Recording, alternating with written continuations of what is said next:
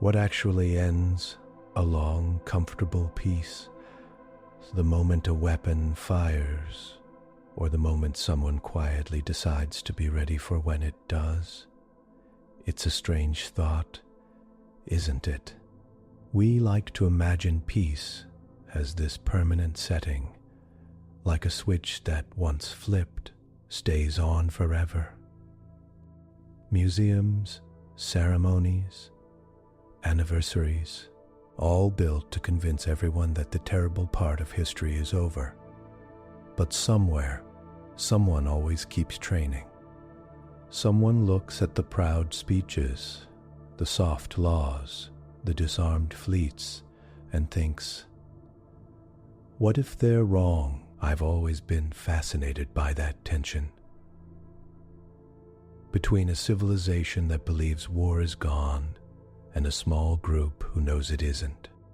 Not because they want it, but because they've read too much history to trust the story everyone else is selling. So as you settle in and let your day fade into the background, hold that in your mind for a moment.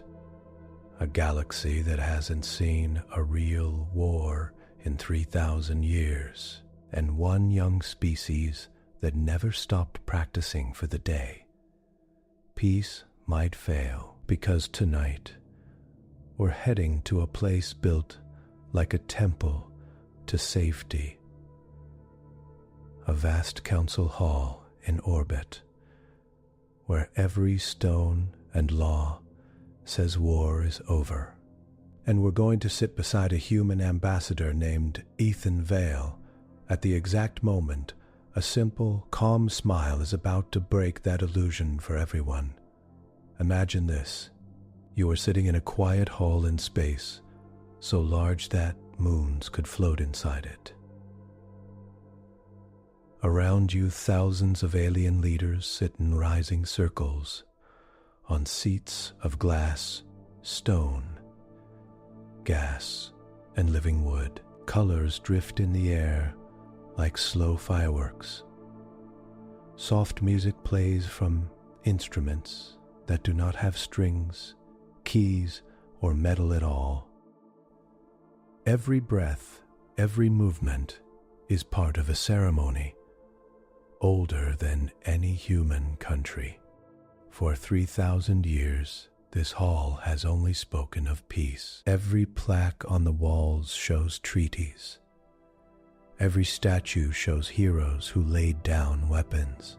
Children from across the galaxy visit recordings of this place on school trips. They learn that war is over. Forever.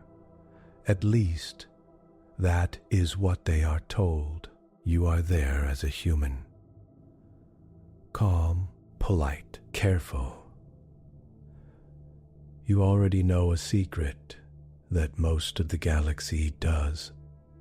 Out beyond the bright council worlds, beyond the parade ships and memorial museums, your people did not stop training. Your people remembered that peace without strength is just a wish. Tonight, in this ancient hall, a simple human smile is about to end 3,000 years of safe ceremony. Not with a shout, not with a threat, just with the quiet truth that if the galaxy votes for war, humanity is ready, and ready in a way they are not. You can feel the moment coming like a held breath across stars. When it arrives, nothing in the galaxy will look the same again. The council station circled a white star like a crown of light. From far away, it looked like a ring of ice, clear and glowing. As you came closer, you could see towers curving from the inner rim, like the inside of a seashell built by giants. Millions lived here.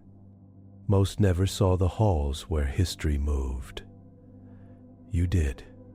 You were Ethan Vale, Ambassador of Earth. The title sounded heavy, but your step was light as you walked along the main council passage. The floor under your boots was smooth stone cut from a dead moon. The ceiling above was a slow swirl of color, a live display of the nearest nebula. Updated in real time, the air smelled faintly of salt and a sweet spice from the gardens. A guide drone floated beside you, small as your hand, shaped like a silver almond. Its voice was soft, polite, and full of pride.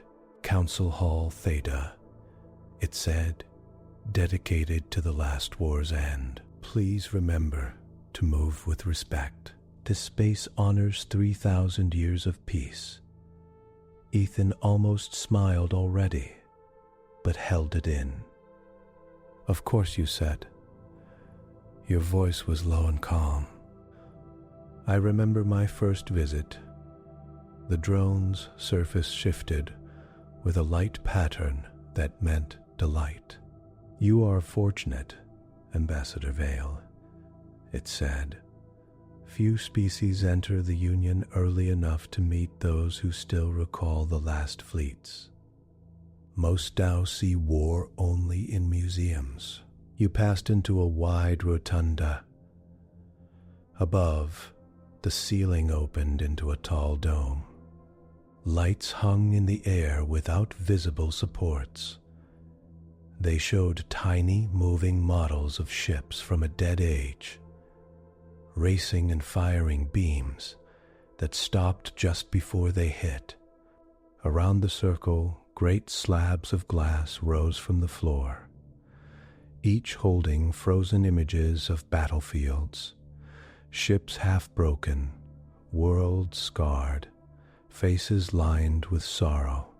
Children moved past in quiet clumps, guided by teachers and docents.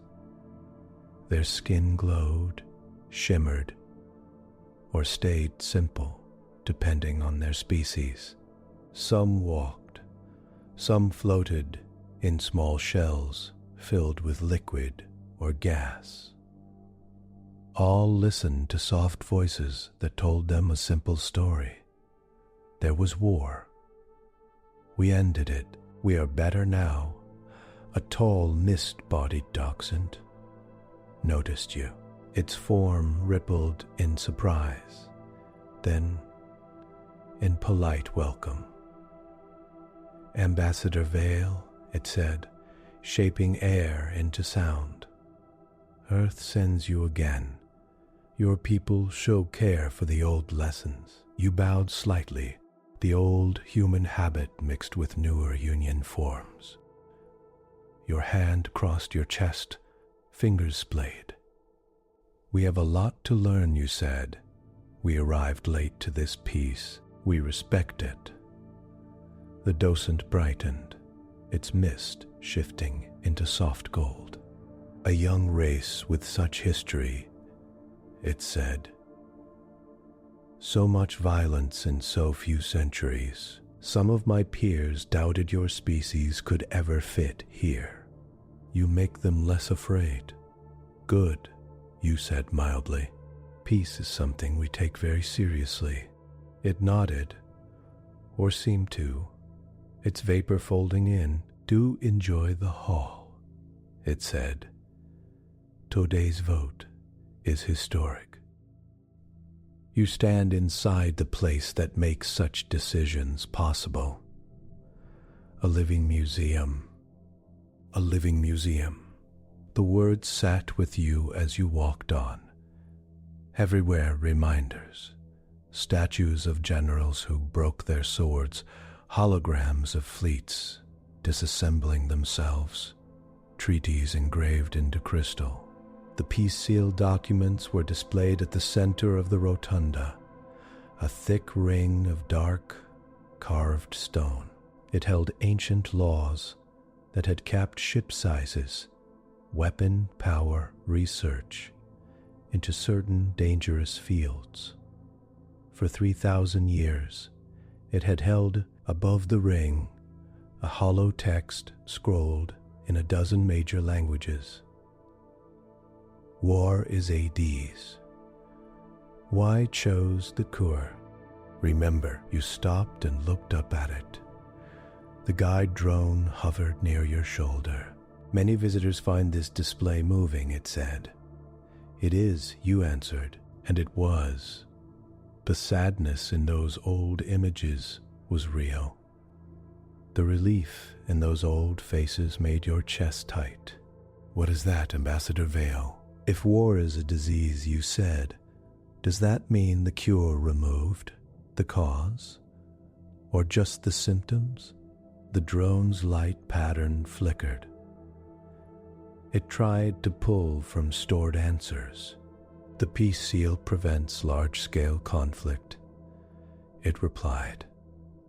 From this we can infer that the cause is gone, you offered. That the effect is removed, the drone corrected.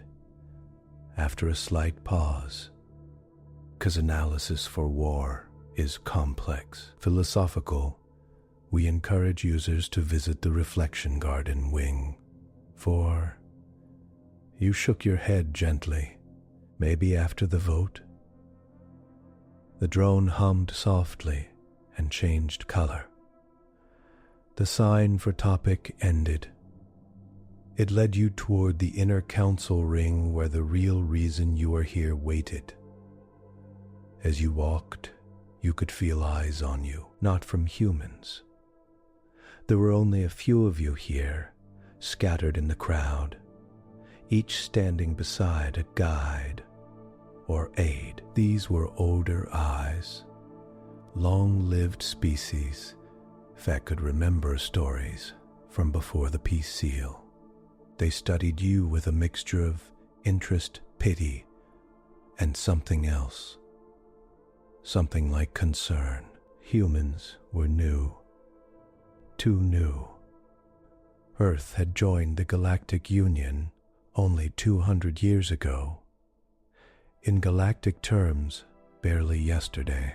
Before that, humans had been noisy children inside a small bubble of stars, sending signals, arguing, fighting, loving, exploring, and trying new things at a dizzying pace. When humans first arrived at Council Station, the older races saw scars in your history. Mass wars on one world, millions dead in chemical, nuclear, and orbital fire. You had nearly ended yourselves before you even reached other stars. And then, somehow, you stopped. You pulled back from the cliff and built something gentler. That story had impressed, but the memory of your rage and speed never quite left their minds. So now, as you walked to the council chamber under tall archways, there was a small gap around you, not from fear of what you were doing now, from fear of what you might do later. You kept your face calm, neutral. You had learned early that strong emotion from a human in a council hall made others nervous. You did not want nerves today. Today needed clarity. The council chamber opened ahead like the inside of a hollowed asteroid. Lit from every angle, seats on tiered terraces rose in circles around a center stage. In that center, the presiding circle floated. 13 beings from different founding species, seated in chairs that looked grown rather than built. Above them, a great translucent disk showed live feeds from across Union space. Citizens watched from home, from schools, from quiet bars on distant moons. Your own seat was on the third ring, with other ambassadors of younger member species. Earth had a voice, but no vote in high-level war policy yet. That was one of the rules of the Union. Live in peace for a while. Learn, then help guide.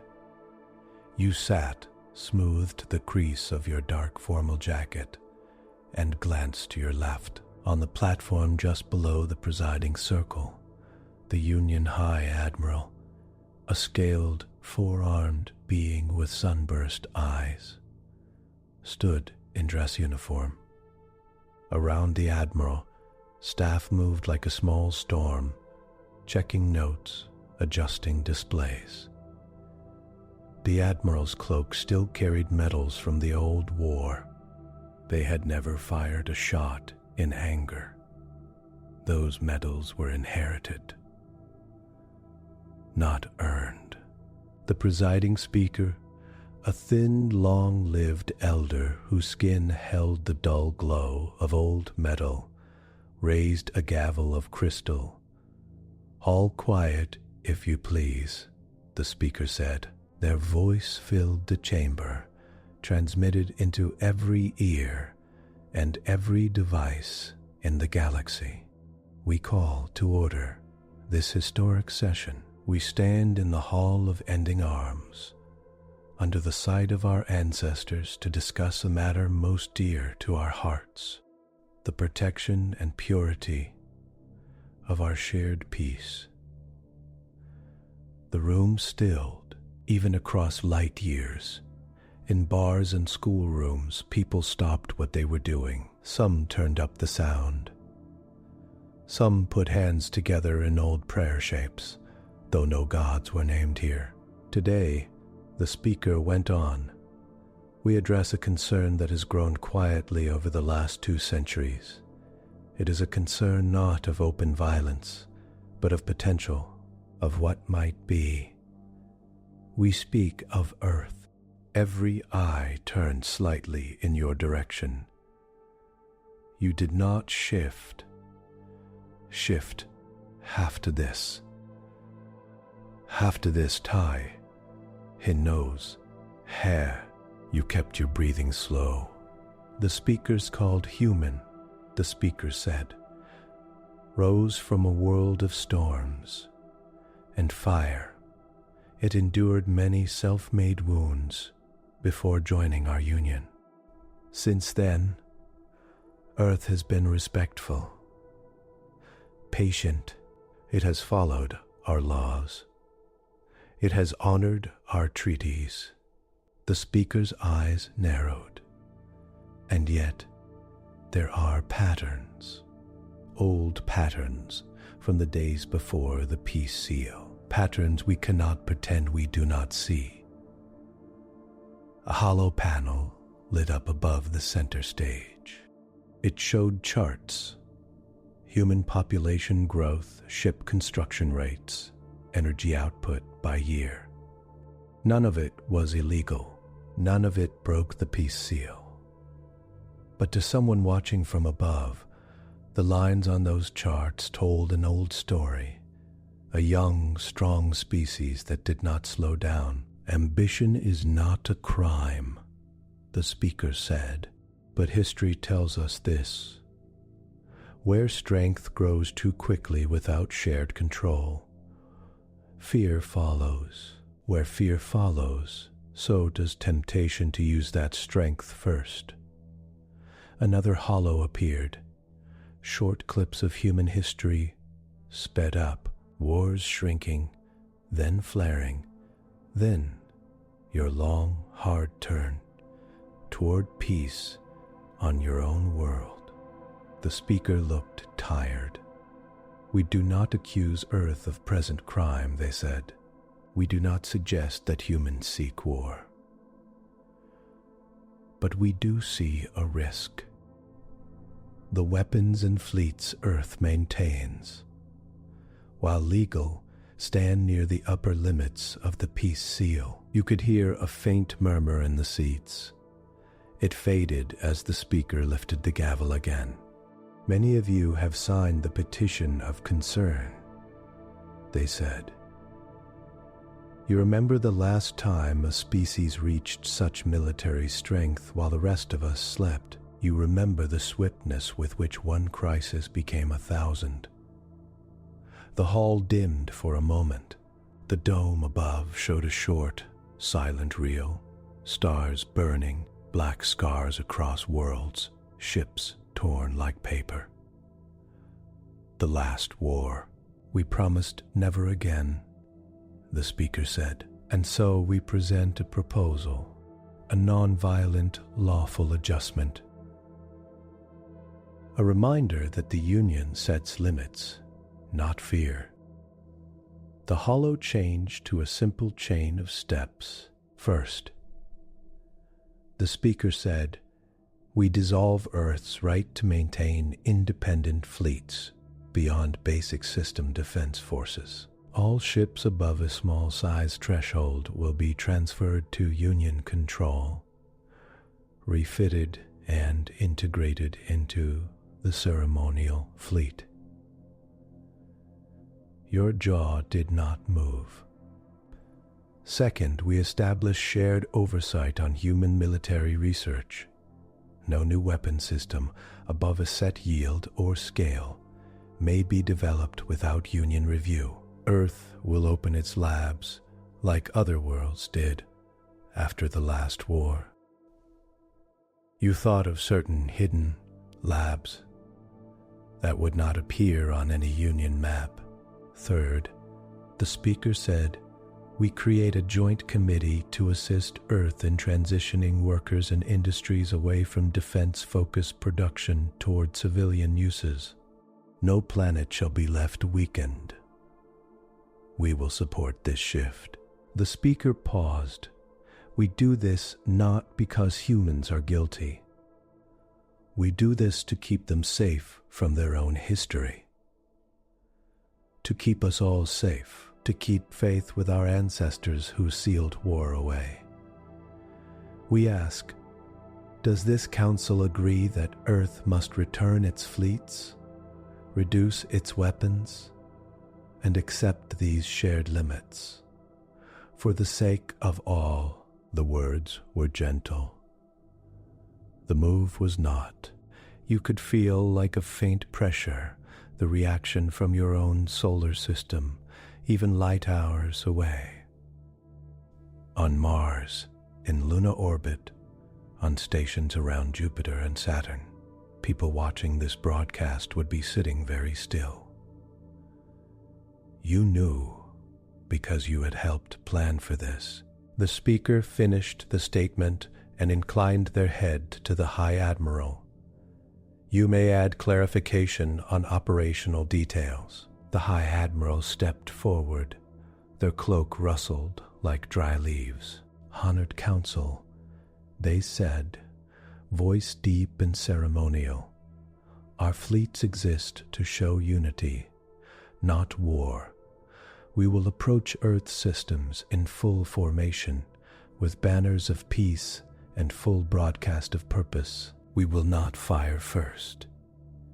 We will not threaten civilian worlds. We will simply take custody of ships that should be under shared control, as the treaties allow.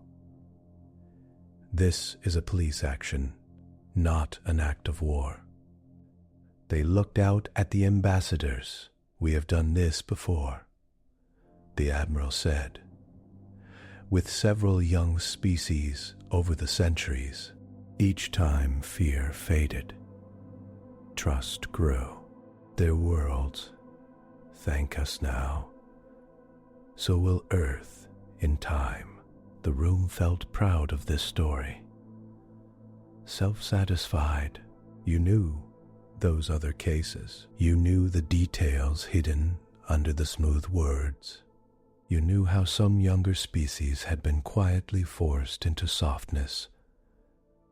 Long before they were ready, their defenses stripped, their sovereignty felt only in name. You also knew that in those cases, the younger species had not been ready to resist. Earth was different. The presiding speaker stood again. We move to vote, they said.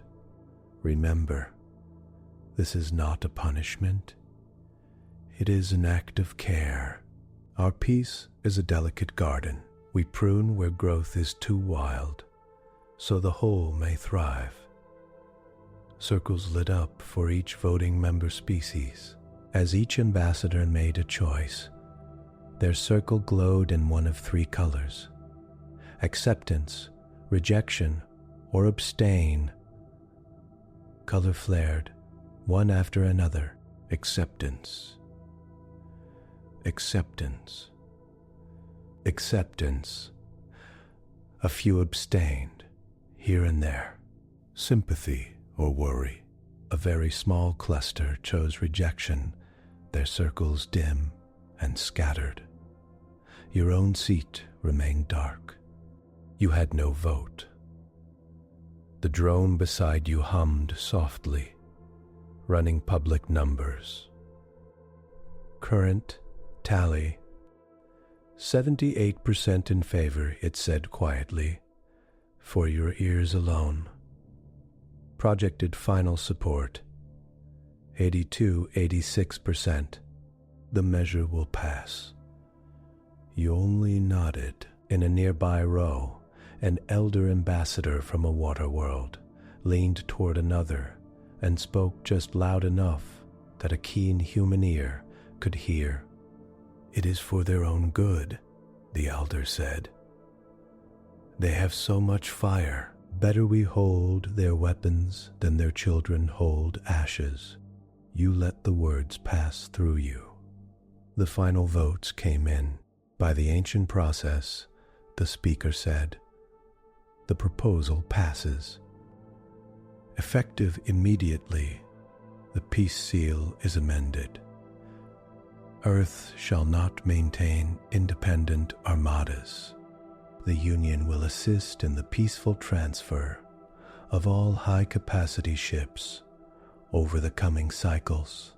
In honor of this step, we renew our vows of peace. Lights dimmed. A slow, soothing tone filled the hall.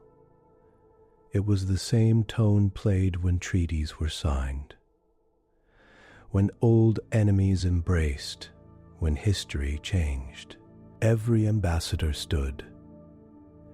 You stood with them, hands crossed, heads bowed. The speaker raised the crystal gavel once more. Let there be no fear, they said. Let there be no anger. This is not war. This is peace, strengthened. That was when your name was called. Ambassador Ethan Vale of Earth, the speaker said, turning toward you. Though your world does not yet carry a vote here, you carry its voice. If you wish to speak for your people's understanding of this decision, the Council invites you with full respect to share a response. Thousands of eyes turned toward you again. In those breaths, you saw what was happening out there in human space.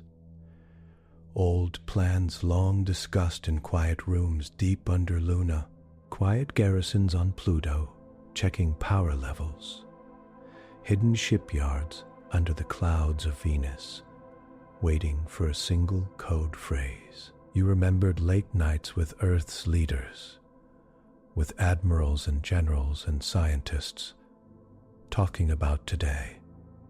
What if they strip our fleets? What if they force our hand? We stay calm, you had said. We stay clear. You stepped forward, down one curved stair onto a small, clear platform that rose to meet you. It carried you up a little, so your face was visible to everyone. You could see yourself magnified on small side screens across the chamber. Gray in your hair, a face lined more by focus than age. Eyes that had seen Earth from orbit, Mars at dawn, Jupiter's storms like moving paintings. Eyes that knew more of war simulations than real battles, and hoped to keep it that way. You could feel your heart beating. You let 3 slow breaths pass. We do not threaten first, but we make sure they understand. They are the ones changing the rules. The platform stopped rising. The room was silent. You looked at the presiding speaker, then at the High Admiral, then at the wide circle of ambassadors. When you spoke, your voice was steady and slow. "Honored Council," you said, "thank you for giving me this chance to speak." A translation field carried your words into other tongues, other patterns. Soft blue waves across the dome showed the sync.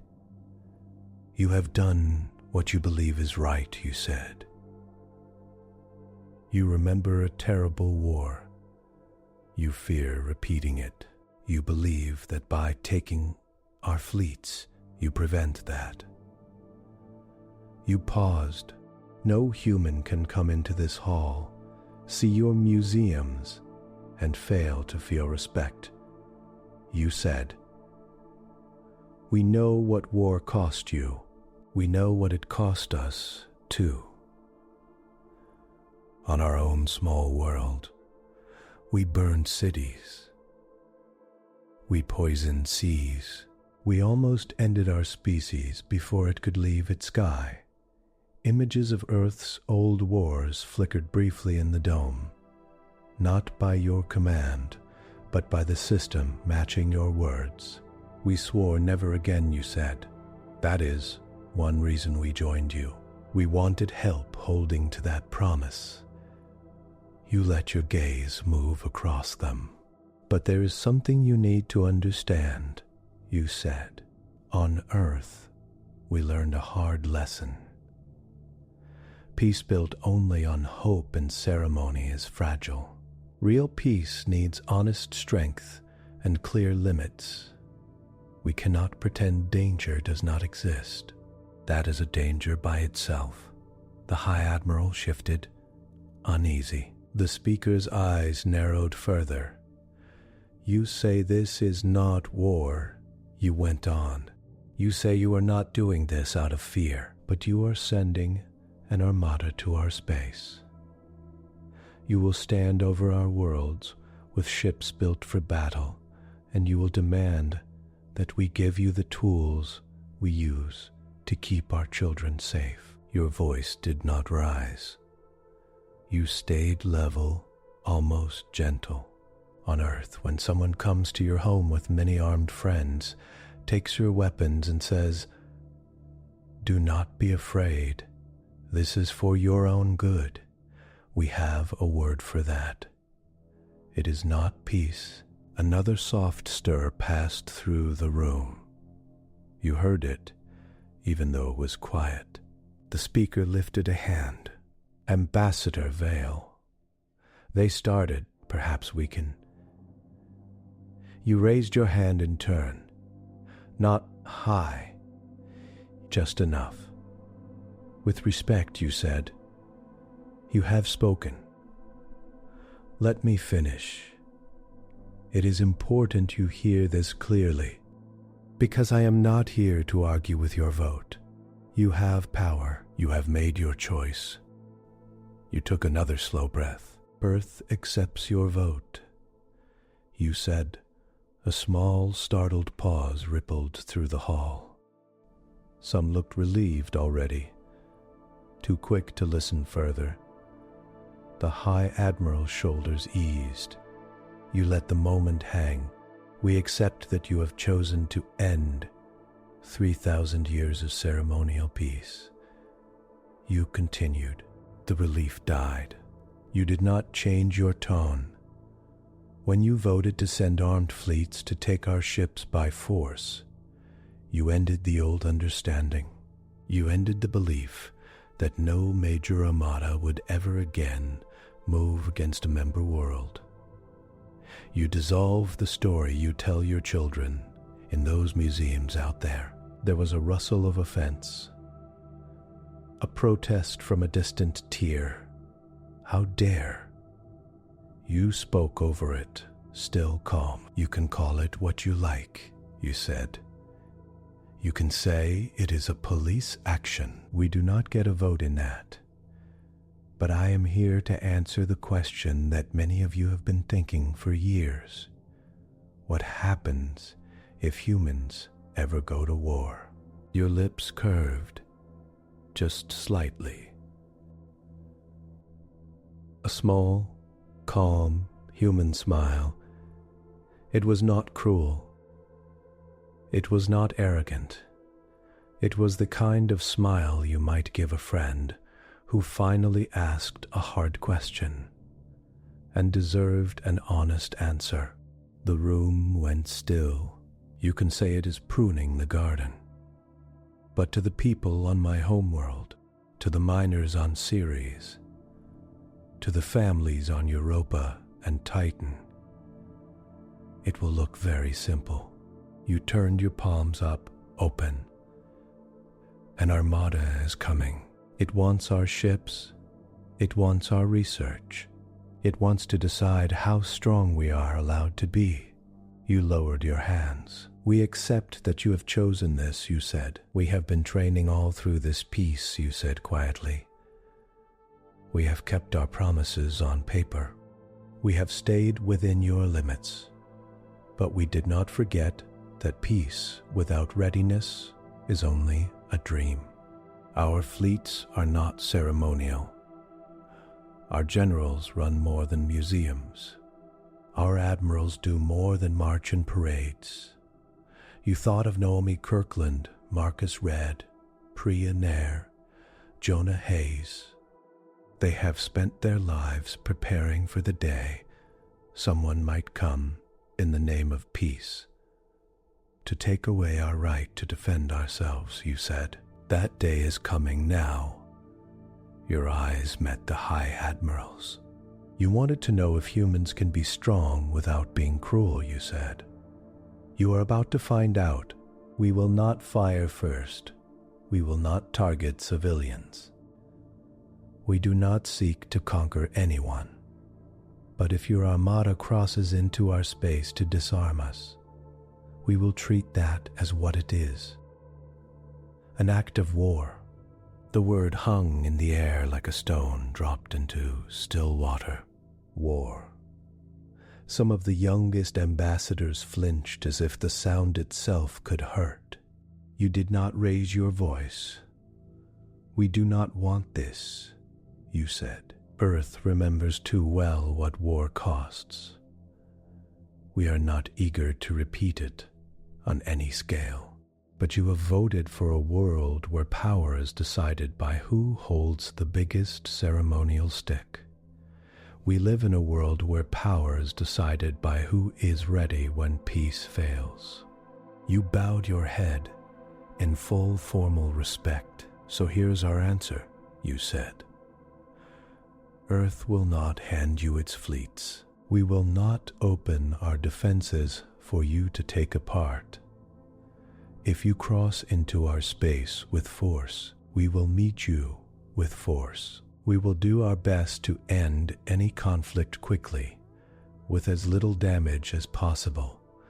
We will keep our promises to ourselves, to stay strong without cruelty. You lifted your head. Again, we are ready, you said, for peace, if you choose it. Or for the thing behind your museum walls, if you insist on waking it. You let the smile fade. Thank you for listening. You said. The platform sank back to your seat. The hall broke into overlapping reactions. Confusion, anger, fear. Some shouted that you had threatened the Union itself. Some demanded you be detained. Others sat shocked, clinging to the belief that you were bluffing. That Earth, so small and new, could never stand against the grand ceremonial fleet. The presiding speaker called for order, voice sharp for the first time, but the main thing was already done. Across a galaxy that thought war was only a memory, a human smile and a few soft words had ended the pretense that peace was unbreakable. The 3,000 year ceremony was over. Real choices were starting now. Far from the council station's bright halls, the solar system glowed like a caught breath in the dark. You were still Ethan Vale, in a way. But now, as the scene shifted, you slid into other eyes, other minds. You moved from orbit to orbit like a quiet camera. First, Luna, the moon, hung half-lit above Earth, its gray and white face lined with lights. Cities lay inside craters, domes, like bubbles of glass. On the far side, hidden from casual scans, was a military sublevel carved deep into ancient rock. Admiral Naomi Kirkland stood there in a command room filled with soft blue light. She was in her late 50s, short and solid, with dark skin and silver hair shaved close. Her eyes were sharp and clear. She wore a simple black uniform with a single silver bar and the small emblem of the Quiet Fleet, a ring of stars around a dark circle. In front of her, a hollow tank showed the council station broadcast on delay. Ethan's speech had just finished. The last word, ready, still hung on text across the bottom. A young officer turned from the main board. "Ma'am," he said, voice tight, confirmation from the relay. The council vote passed. They're sending the Armada. They still call it peace enforcement. Naomi watched Ethan on the small screen. Give that slight smile. We expected they would, she said. She did not sound anxious. She did not sound pleased. Her voice was flat, steady, like someone hearing a test begin, that they had studied for a long time. Has the code phrase gone through to all Quiet Fleet assets? She asked. Yes, Admiral. The officer said. Signal ceremonies over, acknowledged by all groups. Ceres Yard, Titan Rookery, Neptune Edge, Pluto Darkside, Venus Umbra, all green. Naomi's lips pressed together. The ghost of a smile without humor. Then we are awake, she said. Bring up full system map. Show me everything that can move in the next 24 hours. The hollow tank shifted. The moon's hidden base fell back as the whole solar system sprang into view. A 3D model, to scale, sunside bright and nightside dark. Tiny icons marked stations, habitats, traffic, rock tugs, drones. More icons marked military assets that did not officially exist. The Quiet Fleet.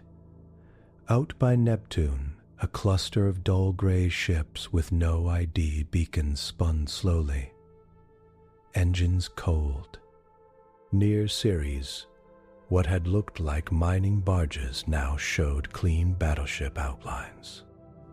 Under the clouds of Venus, faint blue lines marked hidden shipyards deep in the upper atmosphere, where thick gas hid mass signatures. Naomi stared, and for a moment, a small flicker of pride moved through her chest. For 200 years, Earth had played the Union's game. Soft words, ceremonies and treaties. But at the same time, under the polite surface, they had trained, not because they craved war, because they did not trust a peace built on denial. Naomi had spent most of her life here, in rooms filled with quiet light and hidden plans. She had learned from mentors who still remembered the last human wars. They had taught her a simple rule. Hope for the best, plan for the worst, train for both. "Ma'am," the young officer said. "Orders." Naomi drew in a slow breath. "Alert all group commanders," she said. "Phase green. Maintain blackout.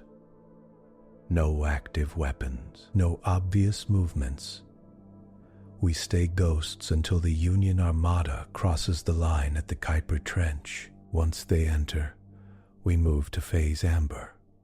Understood?" She turned toward a side screen. "Connect me with General Marcus Red," she said, "and Dr. Priya Nair. And get me Jonah."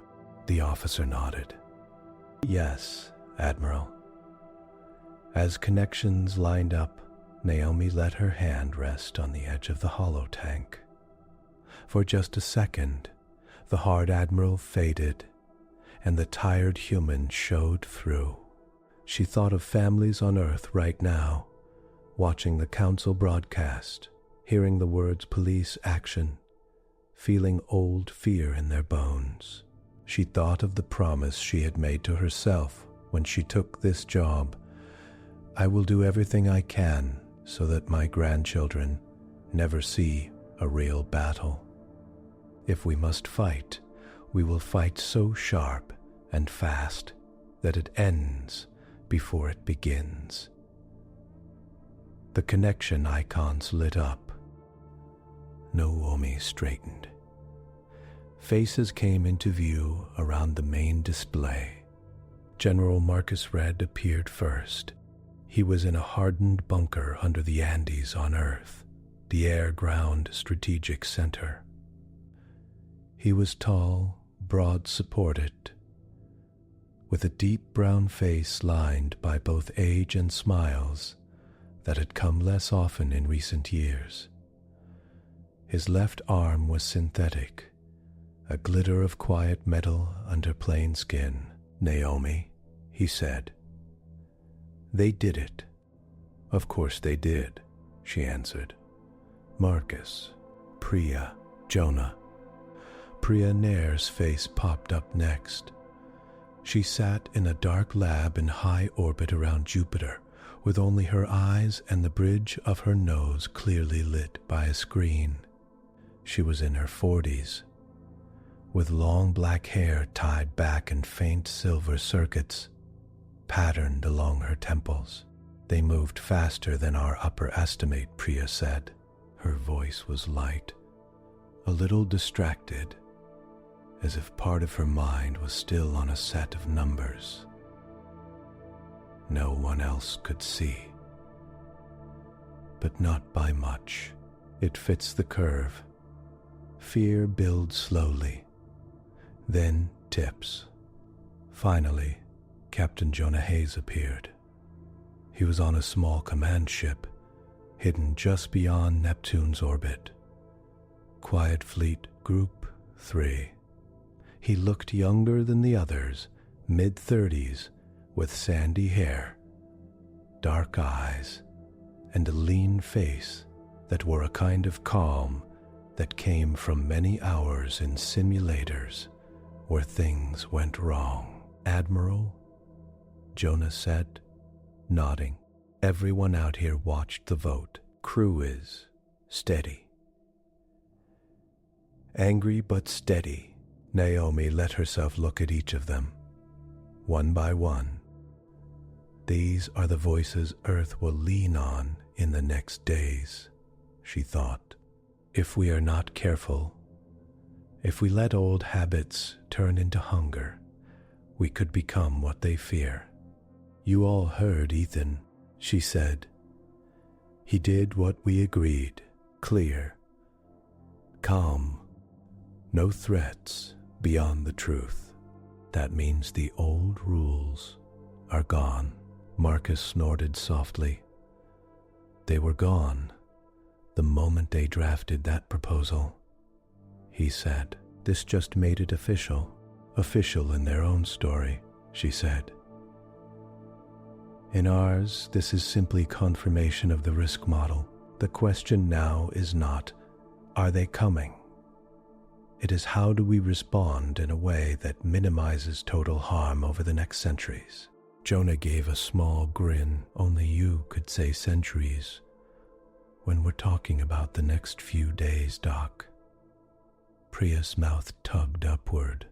Someone has to. Adrenaline narrows time. Models stretch it back out. Naomi raised a hand slightly, and the soft banter died. All right, she said. Time to talk about Doctrine A and Doctrine B.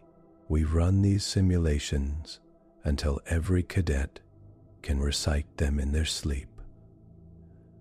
But now we're not in a sim. Now we're choosing. The hollow tank in front of Naomi shifted again. Two main paths lit up like diverging rivers. On the left, Doctrine A. On the right, Doctrine B. Simple labels appeared.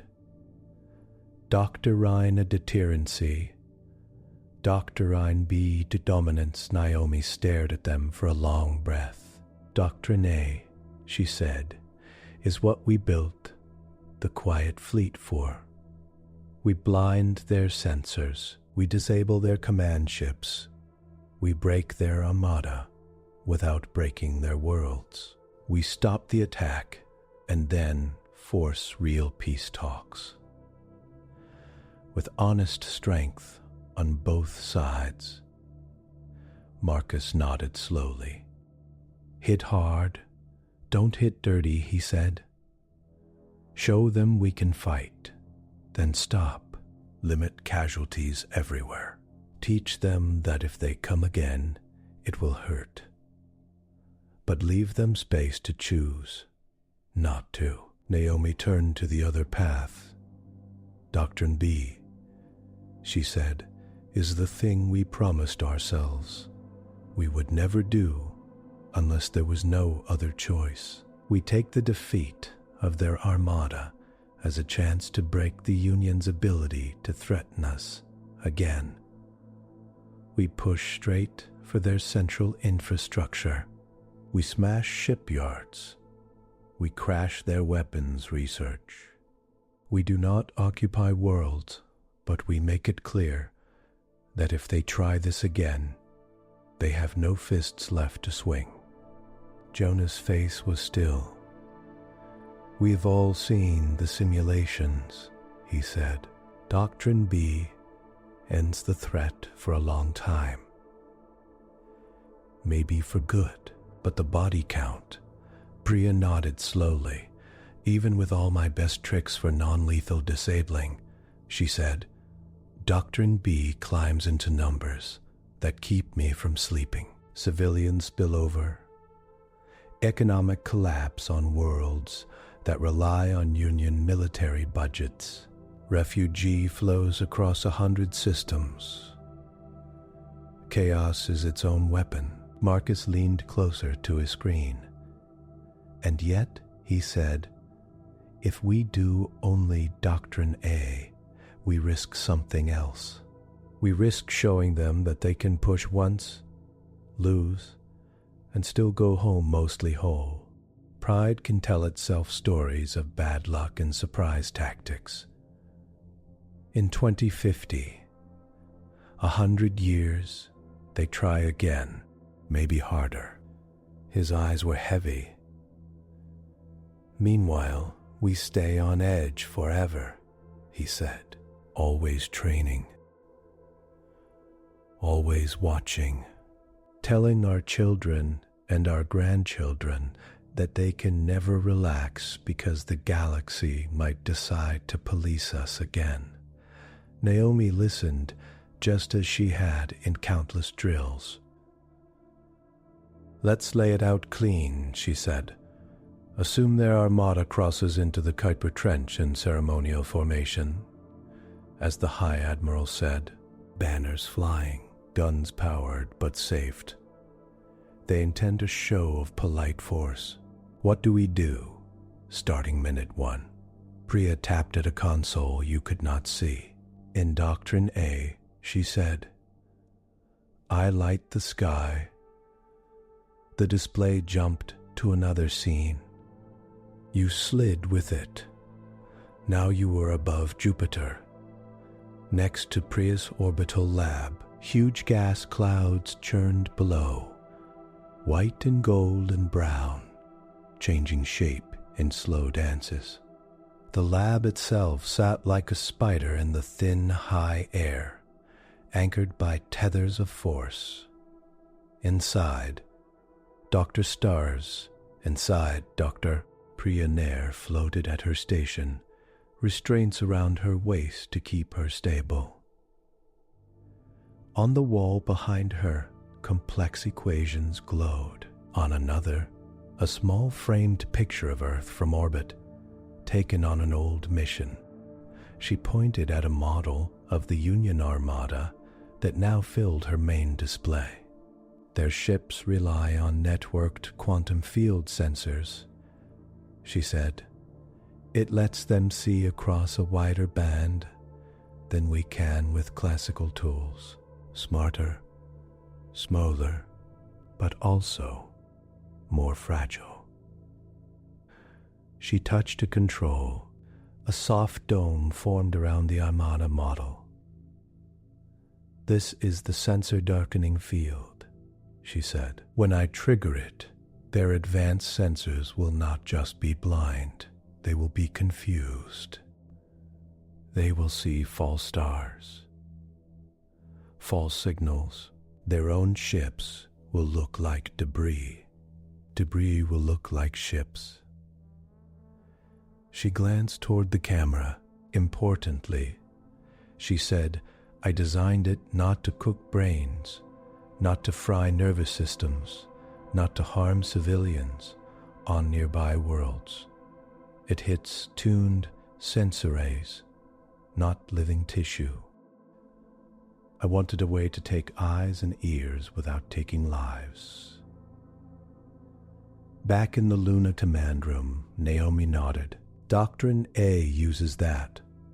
She said, Jonah, walk us through how your people move once the field is up. The view shifted again. Now you were in Jonah Hayes' command ship, the quiet tide hanging beyond Neptune.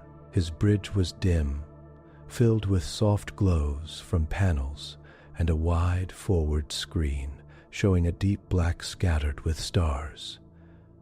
The crew moved with quiet precision, speaking in short, clear phrases. Quiet tide, all stations report ready, an officer said. Jonah watched his status board. Every ship in his group showed green. The field goes up, Jonah said, speaking into the call with Naomi and the others. Their sensors snap, their formation stumbles. We move in fast and close. Inside their engagement bubbles. We aim only at command ships and control nodes. He pointed to red-marked ships on the Armada model. We disable drives, he said, not reactors. No chain reactions. We cut data spines. We lock weapons in safe mode with override pulses. We board only where we need to, with stun fields and cutting swarms that shut ships down without killing the crews. It's a dance, not a slaughter. He looked up, his face serious. We hit hard enough that when the field drops, their admirals see their armada scattered and helpless, he said. Then we stop. We send a message to the whole galaxy. You came to police us. You were not ready. Go home. Think. That is Doctrine A. Naomi let that picture sit in everyone's mind. A broken, but not bleeding, armada drifting at the edge of human space, Earth's ships standing guard, but not shooting anymore. Then she switched the simulation. The holotank darkened. The armada appeared again, but this time, lines stretched beyond it, back toward Union space. Supply chains, relay stations, shipyard routes. In Doctrine B, she said quietly, we do all of that, and then we keep going. Marcus' face filled a corner of the view. You all know my stance, he said. In the ground war guy, the old soldier, my job is to think about threat, not about feelings. In B, once their fleet is broken, we launch long-range strikes on key military nodes across Union space. We smash their ability to project power. We give them a taste of fear deep in their own core, enough that their grandchildren grow up with stories about the day they almost lost everything because they pushed too hard. Priya frowned, lines rucking between her brows. And the casualties? She asked. Marcus closed his eyes for a second. We've modeled it, he said. Best case with Priya's tools and Nauma's precision, we limit direct deaths to military targets, but indirect, starved trade routes, failed medical logistics, panic on worlds that suddenly think the Union's protection is gone. He shook his head. Numbers I don't like to say out loud. Naomi studied him. You believe B is still worth it, she said. It was not a question. Marcus started, then stopped. He looked at you through the screen, as if aware of some larger eye. Then he looked at Naomi again. I believe that if we don't make it absolutely clear, at the root, that no one can ever again vote to send fleets to disarm a member world, then we are signing up our descendants for a cycle of small wars, each with its own trauma. The long sum of all those might be worse than one sharp, terrible lesson now. Jonah shook his head slightly. That's the math way to say it, he said. But out here, I'm the one who'd give the orders. I've trained with those Sims. I know in my head that B stops future threats. My hands still shake when I imagine telling my crews to hit shipyards around a world that never fired on us. Priya leaned back, her face half in shadow. For centuries, she said softly, the Union has lived in a story. We ended war. It was not fully true. There were police actions, small conflicts, but the story held. If we do B, we do not just end their fleets. We end their story. That kind of break changes cultures in ways no model can fully predict. Naomi let silence stretch on the call.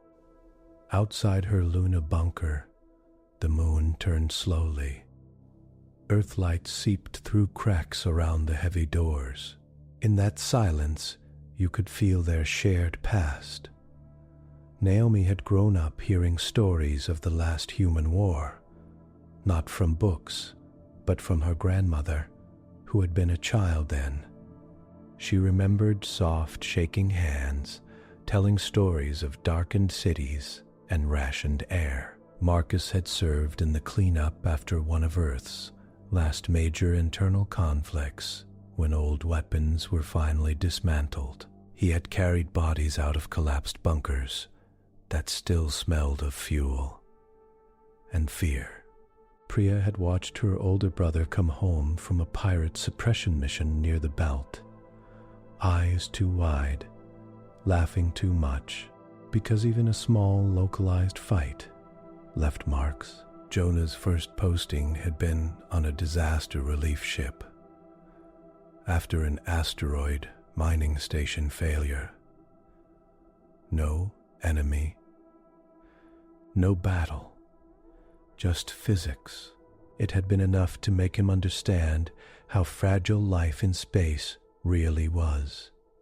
None of them wanted war. All of them knew they were already inside one.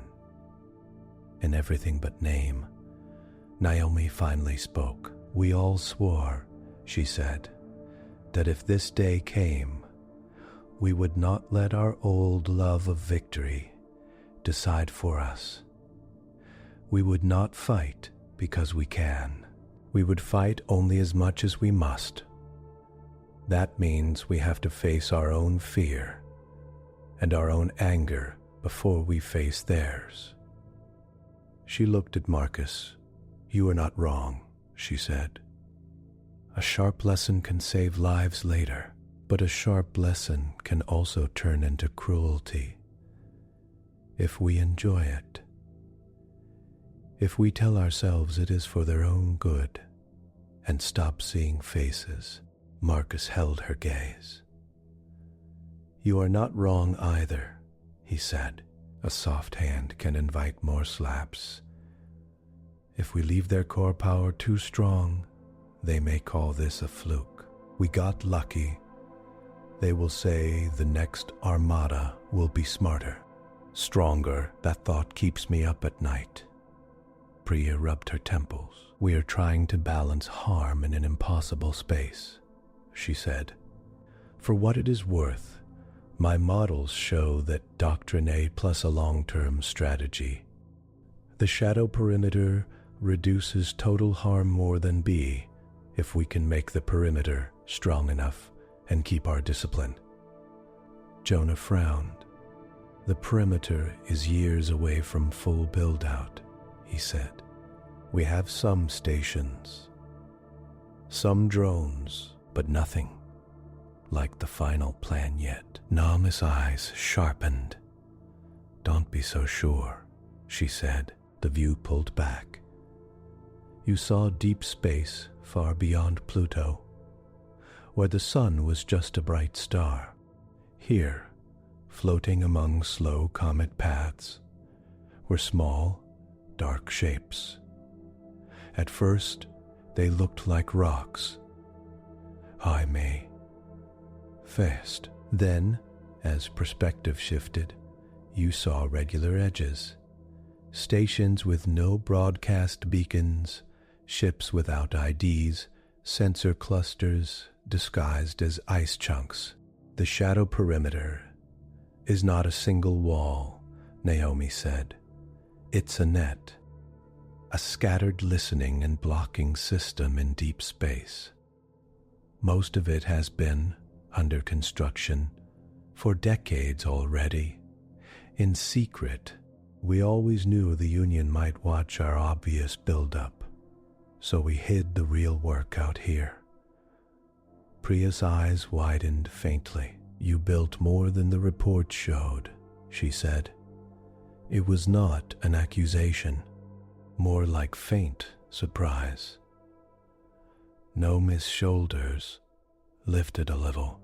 Redundancy is a virtue, she said. The official plan says 10 years to full coverage. The quiet plan is closer to 3. If we accelerate after the first battle, we can make that acceleration public. Not as a threat, as a clear statement. We are not trying to conquer. We are building a boundary. Jonah nodded slowly. A line in the dark, he said. Cross it with fleets and you get stopped, but no one inside that line is told what to do. No one's labs are seized. No one's ships are taken as long as they stay on their side. We on ours. Marcus rubbed his jaw. That's still Doctrine A, he said. Just A with claws. Naomi allowed herself a small, tired smile. Peace with claws sounds about right, she said. She looked at each of them again. "Here is what I propose," she said. Phase 1. We commit to Doctrine A for the coming Armada. We blind. We disable. We do not chase them home. We send a clear recorded message to the galaxy about what happened and why. Phase 2. We bring the shadow perimeter out of the shadows and build it fully. With open announcements, we make our limits clear. We show that we will not start wars, but we will end invasions. She turned to Marcus. Phase 3. She said, if they come again, if after all, that they still vote to send fleets against us, then we reconsider B, with full debate, full consent of our people. Not as an admiral's choice in a single tense hour. Marcus was silent. Priya watched him, eyes unreadable. Jonah's hand rested on the back of his command chair, knuckles white. Finally, Marcus let out a long breath. "I don't like it," he said. "Some days I want to hit them so hard they never think of us as prey again. But I did not become a soldier to make my own feelings the center of the universe." He met Nauma's gaze. "I can live with A plus the perimeter as our official stance," he said. "But I want something in writing. If they come again, we don't pretend we can just push them away forever. We accept that there may be a day when we have to break their teeth or watch our grandchildren be slowly strangled by police actions." Naomi nodded. "Agreed," she said. "If they come again, it means they cannot live with any limit that is not in their favor." "That's a different problem." Priya's shoulders eased a little. "This is the best path I can see," she said. "It preserves the chance for a wiser peace. It punishes only the direct threat, not the entire structure behind it. It gives the Union a chance to grow up instead of just fall down." Jonah's lips quirked, "And it lets my crews sleep a tiny bit better, knowing we're not heading out to start the biggest war in galactic history," he said. "At least, not today." Naomi straightened, the decision settling like a weight that felt right in her hands.